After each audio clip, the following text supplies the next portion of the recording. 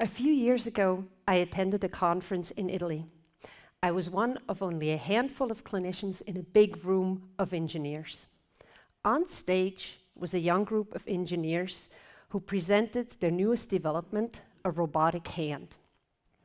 The hand was supposed to help people after an injury, for example, a stroke, to recover their function. The hand is a very complex thing. If you take a look at your own hand for a second, you can see it consists of very many bones, muscles, and nerves, and they all have to work together in a very coordinated manner to be able to do such things as gently hold a raw egg, carrying a heavy shopping bag, or even throwing a few punches.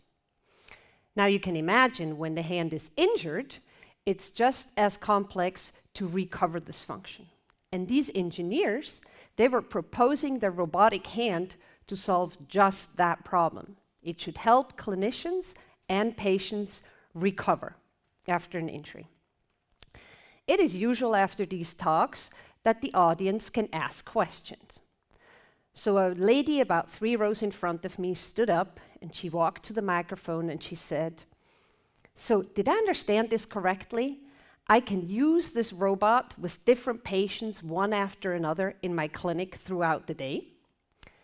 And the engineer said, "Yes, of course," with a lot of confidence. And then the lady said, "Oh, that's great. But then can you explain to me, how can I disinfect it between patients?" Silence. No one had thought about that. Not one single person had considered the fact that such a device needed to be disinfected before you attach it to the next patient. And just like that, a marvelous piece of technology, who was constructed with the best intentions and with a lot of hours of work, had in practice become unusable. How can this happen? Well, the short answer is because people with clinical and engineering knowledge didn't work together. This actually happens more often than we think, and I'm guessing not only in my field, but in a lot of other fields as well. Working together across disciplines is really tough, and I'm sure there are many reasons for this. When I prepared for this talk and I reflected on our own work, 3 really stood out to me. Mindset barriers, a lack of common language and understanding, and that we are working in professional silos. A mindset barrier means that we're kind of like stuck in our own little thinking. We have like an invisible wall around our brains that keeps us from reaching out to other disciplines for collaboration. One mindset barrier that I noticed in myself is that I easily fall into stereotypes. For example, when it comes to research methods. You see, research can broadly be divided into qualitative and quantitative research. Quantitative research is all about numbers and hypotheses and hard facts. Qualitative research is about words, spoken or written words, about experiences, and about their interpretation. Let's try a little experiment in here to explain that better. So let's say my goal was to figure out how many hours people slept in this room last night. So we're going to do a show of hands. Who of you slept less than 5 hours last night? It's not healthy, huh? Who slept between 5 and 8 hours? Okay, what about more than 8 hours? Okay, you had a lot of time. So, that was a quantitative research project, right? I now have numbers, and I can conduct averages. I can maybe see if the back row slept more on average than the front row. But now let's say I'm interested in what kept you awake last night, what helped you sleep through the night, or how happy you are with the quality of your sleep. In that case, I would conduct interviews with you and I would ask you open-ended questions to really learn about your perspective of that topic. Now, for the longest time, I was trained almost uniquely in quantitative research methods. And to be honest, qualitative research seemed a bit vague and kind of like there's a lot of room for interpretation, and I was more kind of a numbers and hard facts kind of girl. Well, the reason for this was that I just didn't know enough about qualitative research to truly appreciate its value. And the problem with that is that it kept me from actively reaching out to qualitative researchers, and therefore it led to a lot of missed opportunities, not only for my own growth, but also for the projects that I was involved in. Another reason that leads to mindset barriers is fear. When engineers first started introducing rehabilitation technology, that sparked a lot of anxiety in us clinicians. There were questions like, will a robot replace me? Or is my skill set still valuable in a few years? And with that anxiety also came resistance. It's like, there's no freaking way a robot can do this job better than me. And what are these engineers thinking? Do they even understand what we're doing? These were perfectly human reactions and understandable, but again, they prevented clinicians to actively reach out to collaborate with engineers. Another problem that hinders us from collaborating across disciplines is that we often work in professional silos. Now, the term silo, I'm sure you've heard before. It's used in agriculture. Silos are used to store grains, like for example, wheat or rye, separately from each other and prevent cross-contamination. And that's exactly what these silos also do in research and academia. We separate our knowledge, our methods, our way of thinking, our way of approaching problems, and our way of communicating. And there's a good reason for that, because these silos, they allow us to really specialize into certain topic areas. We train researchers that dedicate their entire careers to mastering one very specific topic. Basically, what they do is they take one little teeny tiny slice of the pie and they look at it for a very, very long time until they know every teeny tiny little detail there is to know about this slice of cake. And that's what allows us to have real progress within a specific field. Now let me tell you another little story that happened to me. A few years ago, I was contributing clinical input to the development of a new body weight support system. Now you can imagine this looks a little bit like a door frame on wheels, and there are ropes that come from the top jamb, and there's a harness that unloads part of a person's body weight so the person can retrain walking. Now, as therapists, what we like to do in these situations is that we like to sit down by the legs of the patient, and we like to manually assist them where needed with the walking movement. When we do that, we usually take like these little seats on wheels, very similar to what you might be using under your pot on the balcony, under your flower pot on the balcony.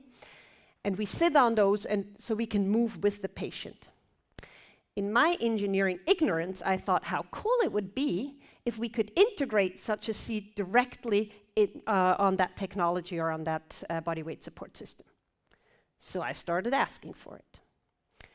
But somehow, the engineers would never listen to me.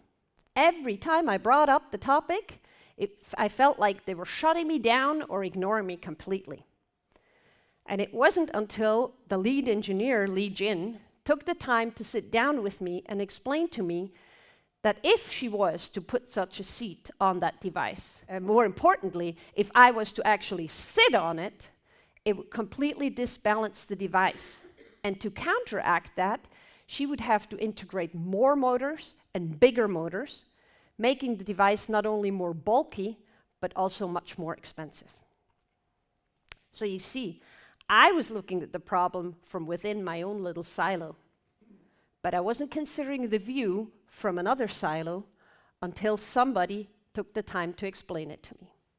Now, if we want to apply research in the real world, it's not enough to just have the very specific expertise the deep expertise from one specific field. That's when we need to bring all these pieces of knowledge together. And that's when the silos become a hindrance and it's time to tear down their walls. But even if we're ready to step outside our own little silo, we still face another challenge. And that is that very often we don't speak the same language. Let's take a very simple example. If I tell you guys, hey, I love you, or if I tell the love of my life, I love you, I use the exact same words, but all of you immediately understood that I did not mean the exact same thing. Very complex. I show you another example from my own field. It's the word function. What do you think of when I say hand function? So maybe some of you are thinking how you were typing away on your computer today at the office, or some of you are already thinking how your hands are going to prepare dinner after this event. But in my field, the word function is uniquely reserved for the simple actions of muscles, bones, and other body structures, like, for example, bending and extending my finger. Typing away on a keyboard or preparing a meal is what we call an activity. Now, it gets even worse if we start with acronyms. If you see the acronym AI, what comes to your mind? Academic integrity? No? Airborne infantry? No? Aortic insufficiency? Also no? When I say we don't speak the same language, I'm not usually talking about German or English or French. I'm talking about the very specific words and acronyms and the concepts and ways of explaining things that are very special for each discipline. So now I presented a lot of problems, but not one single solution so far. That's mostly because I don't really have a foolproof recipe either. But I would like to share with you one experience or one example of where people went the extra mile and it worked out really well. So about 15 years ago, some of the leaders in our field recognized the issue of the lack of collaboration between disciplines. So they created a conference called Rehab Week. I had the chance to work with Rehab Week or for Rehab Week for the last 10 years, and I can tell you, if you want to step outside your own silo, it's a really great community to be a part of. Now at Rehab Week, we bring together clinicians, engineers, industry representatives, and other stakeholders to push rehabilitation technology forward together.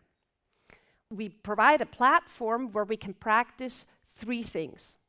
First of all, we actively listen to each other, and we actively seek each other's input and collaboration.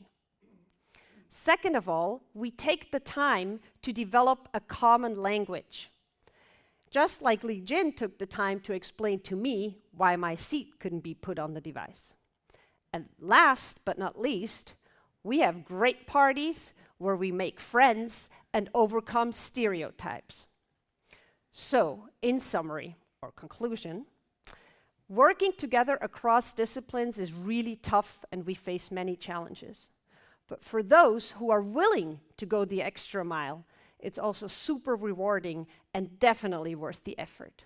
So in the future, when we create a new robotic hand or a new body weight support system, let's work together so it's not only technically advanced, but also a real benefit for clinicians and their patients.